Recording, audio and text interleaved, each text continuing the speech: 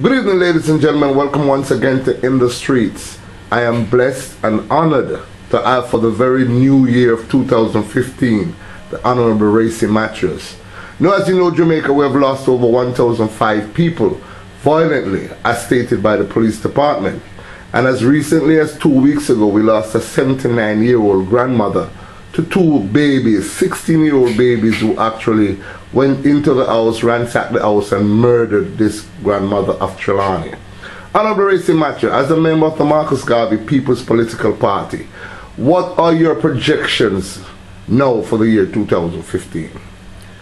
For the year 2015, the Marcus Garvey People's Political Party will be putting forward ways to reduce crime.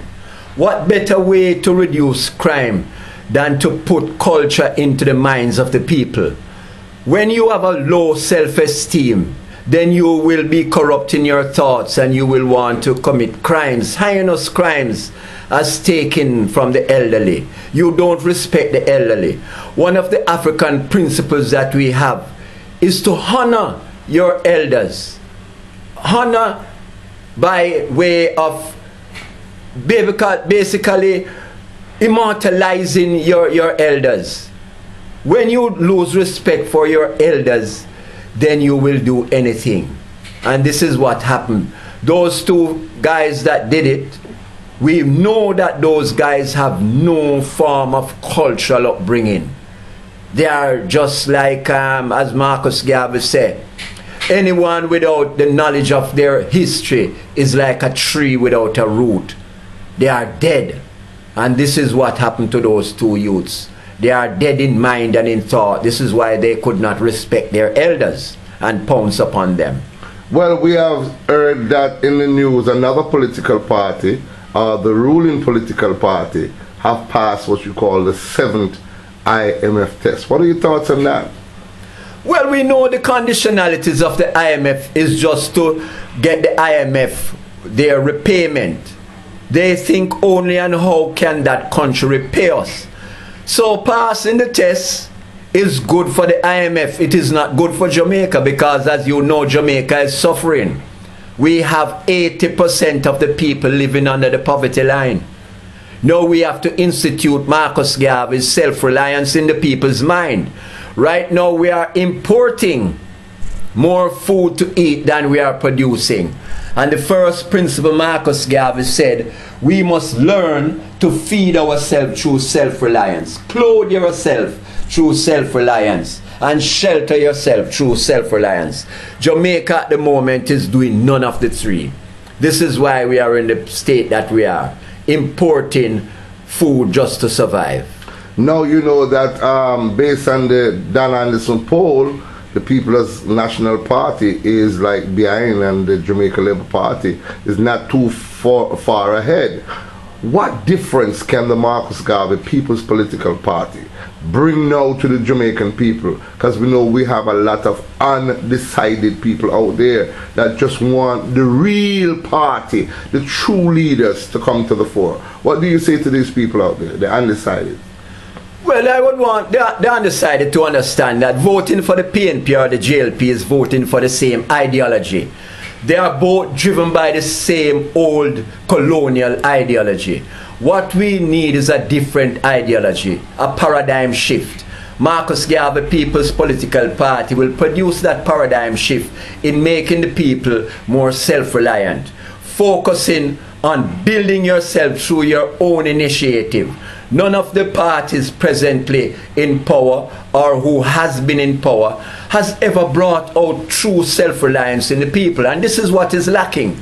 The Jamaican people are a great people, but if they are led by imbeciles, then they too themselves become imbeciles. We need, as Mr. Garvey said, up you mighty race, you can accomplish what you will. We will, through self-reliance, impart to the people the way forward. What can you say now to the Jamaican people in preparation for the next election, which is due, what, 2016? 2016. What can they expect to see with the new reform Marcus Garvey People's Political Party? Well, we just lost so much man-hours due to that sickness known as chikungunya. We lost over 1 billion man-hours of productive time. Now, if we were not a reactive persons through the Ministry of Health, they wait until the person gets sick before they react to it. Now we are going to be proactive. What we will be teaching the people is preventative medicine. Preventative medicine means that you don't get sick. We don't let you get sick and then we heal you. We keep you healthy. That means you will be more useful in the workplace. Preventative medicine teaches you to eat the right food so that you have the right nutrition. Right now, the people are being taught to get sick by the methodologies that these people through their health department are putting out. We are going to be more holistic, that the people will use, as the Bible says, the natural herbs to keep them healthy and fit, that they can work and be more productive. I'm glad you mentioned the natural herb, because as you know, many states in the United States of America are freeing up, as we call it, or legalizing the herb for not just for medicinal purposes, but also for recreational purposes. Where do you see Jamaica going, and how fast or how slow are we in making this process a reality? Right now, the policy makers that we have are afraid of the United States and they are afraid of England. Basically, as the great Madame Samad said, these people are afraid of white people. They wait until white people tell them to move before they move. We must be proactive and we must be confident in ourselves. Marcus Garvey said, without confidence in self, you are twice defeated in the race of life. With confidence, you have won the race before you have started. So well said. We will be proactive. We will free up the weed if we become the government. In 100 days, if we are in the seat of governance, weed will be freed. Thank you very much, Brother Racy. But in parting, I know you have a lot of fan base. This is the year 2015. Do you want to say any shout out to people who have been extremely good to you and to the party in years gone by and in years to come? Well, I would just have to look at the strong Pan-African community that has assisted us to do our work. The Rastafari community, the Maroons of Akompong and Moortown, we have worked with them. Right now we have a program that we want to start, which is an agricultural program. The Maroons have basically offered some land to say, yes, whenever you're ready, we have the land here. We are looking forward to setting up our land, our agricultural bank, which will be backed by the natural products that we have on the land. Wonderful. Before parting though, I have to say this. You know, we celebrate the 150th anniversary of the Morant Bay Rebellion. How significant was the Morant Bay Rebellion to Jamaica, and what should we see or look forward in the future of realizing the dreams of the Honorable Paul Bogle? The Morant Bay Rebellion is very significant. The Right Excellent Paul Bogle said, remember your color and cleave to it. This is one of the foundation principles that we as black people must understand. The Jews cling to their own. The Chinese cling to their own. The Indians cling to their own. In Jamaica today, we still have the Chinese Benevolent Society, which the only way you can be a member of the Chinese Benevolent Society, you have to be a Chinese national.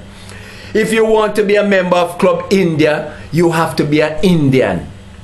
So we have to understand when the Right Excellent Paul Bogle said, remember your color and cleave to it. We are talking about black nationalism. That's the only way we will build a strong nation.